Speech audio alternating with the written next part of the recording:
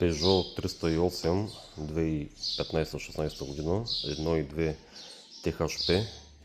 Това е 3-цилиндров турбобензинов двигател. Ако е желателно да се проверява при него и да се сменя на време. Ангренажът ремък е потопен в масло. Не е като на повечето автомобили с външен сух ремък, тук този е потопен изцяло в масло. И с течение на времето на километрите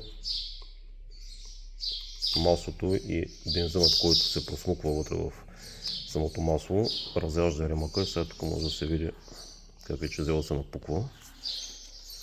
Тези парченца падат вътре в двигателя, слизат в картера, запушват цедката на масната помпа и оттам спира да дига масло. Съответно, щетите за двигателя могат да са големи. Също така, ако не се обърне на време внимание, ремъкът може да се скъса и отново ремонтът става доста скъп. Затова имате ли такъв двигател, сменяйте долу-горе на 80 000 км, ако се слага оригинален ремък и е желателно да се подменя.